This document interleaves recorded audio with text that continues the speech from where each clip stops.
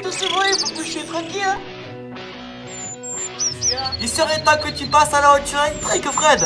Elle est silencieuse et ne pollue pas. Et dis-moi plus, Jamy.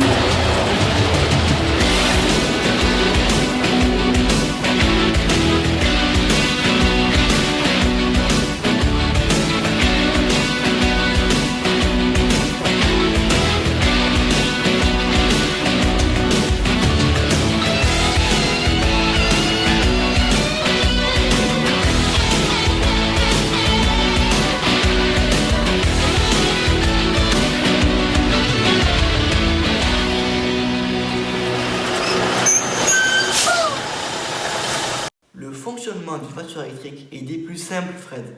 Elle fonctionne comme une voiture normale. Une source d'énergie alimente le moteur qui permet de mettre en mouvement les roues et faire avancer la voiture. La voiture utilise comme énergie une batterie de lithium. La batterie est constituée de deux électrodes. L'anode qui contient le lithium et la cathode qui a du phosphate de fer. Ces deux matériaux sont constitués d'atomes. Les atomes de lithium ont tendance à céder un électron. C'est pour cela qu'on la retrouve dans l'anode qui fournit l'énergie. La cathode, quant à elle, attire les électrons. Lorsque le circuit est fermé, les charges ne sont plus à l'équilibre. Dans l'anode, les atomes de lithium cèdent un électron qui se dirige vers la cathode. Le mouvement des électrons crée de l'électricité qui fait tourner le moteur. Les atomes de lithium se transforment en lithium+, car ils ont perdu un électron. Pour rétablir l'équilibre, les atomes de lithium+ se dirigent dans la cathode en même temps que les électrons, ce qui rétablit l'équilibre.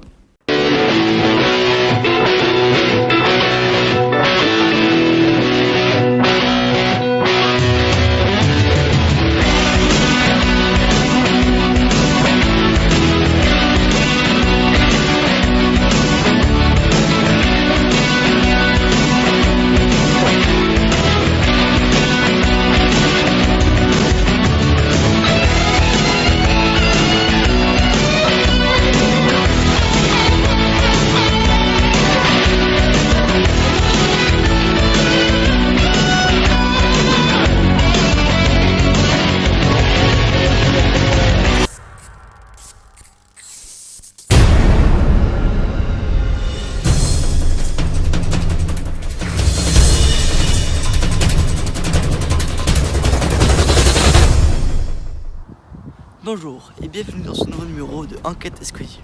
Une question primordiale se pose de nos jours. Qui de la voiture à hydrogène ou de la voiture électrique sera la voiture de demain? Nous sommes en présence de José. José hésite entre acheter une voiture électrique ou une voiture à hydrogène. José, j'ai 3 passions dans ma vie. Le Tour de France, les voitures et l'écologie. J'ai demandé à Enquête exclusive de m'aider dans mon choix, qui était se choisir entre la voiture hydrogène ou la voiture électrique. J'espère qu'ils m'aideront bien. À droite, nous avons Étienne qui représentera la voiture hydrogène et à gauche, nous avons Axel qui défendra la voiture électrique. C'est l'heure du duel.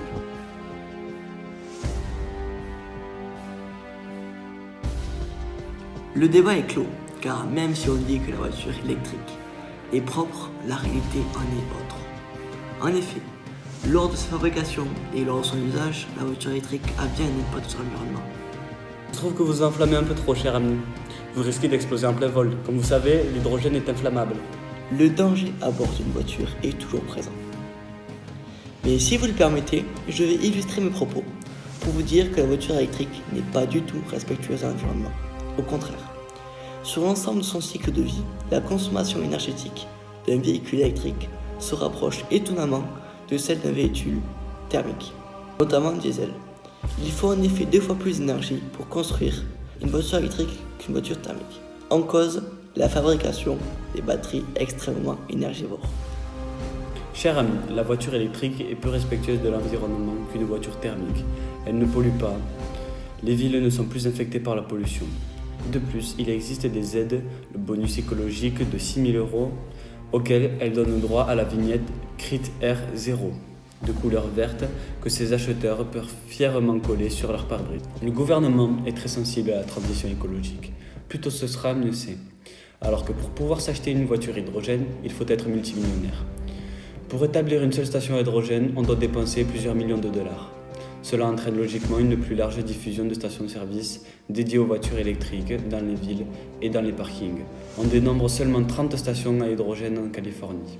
Sur ce coup-ci, vous n'avez pas tort. On espère que dans le futur, il y aura une plus grande diffusion de stations pour recharger les voitures à hydrogène. Mais je trouve que vous avez été impatient de lâcher cette info. Alors qu'au contraire, il faut une grande patience pour recharger une voiture électrique. Alors que pour une voiture hydrogène, c'est très rapide.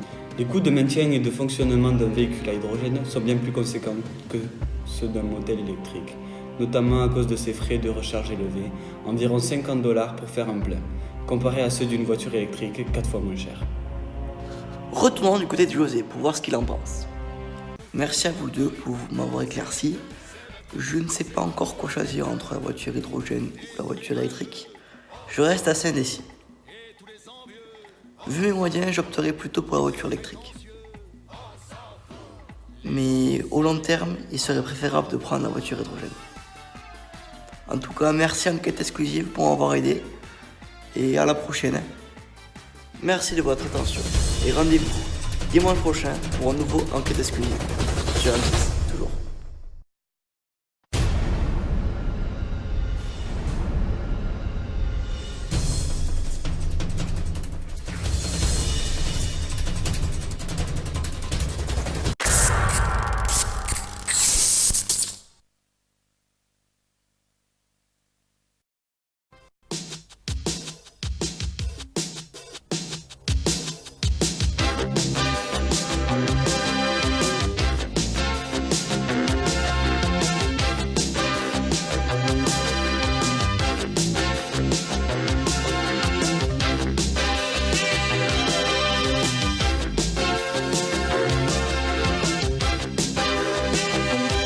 Bonjour et bienvenue dans Turbo sur M6.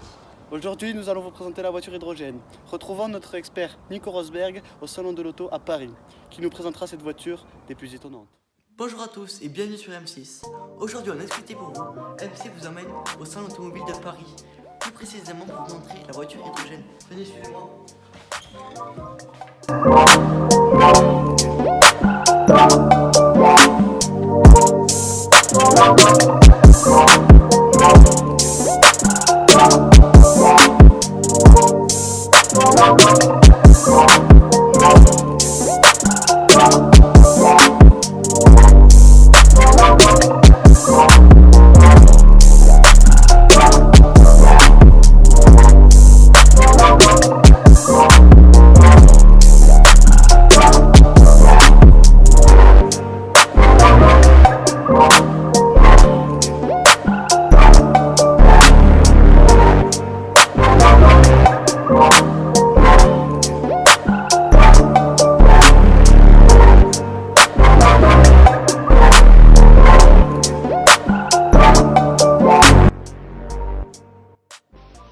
Une pile à combustible est constituée comme une pile normale. D'un côté l'anode et de l'autre la cathode. L'anode reçoit du dihydrogène. Grâce à une réaction chimique, ces molécules sont décomposées.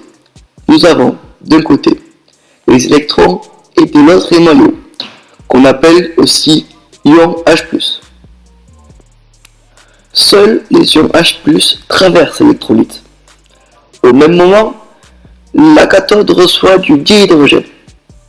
Ensuite, les électrons se rendent à la cathode grâce au conducteur. Il y a donc un mouvement d'électrons, ce qui procure de l'énergie et fait tourner le moteur. Ensuite, les électrons et les ions H+ vont se combiner pour reformer du dihydrogène qui vont se combiner avec l'oxygène. Donc, c'est bien de l'eau que rejette ce moteur.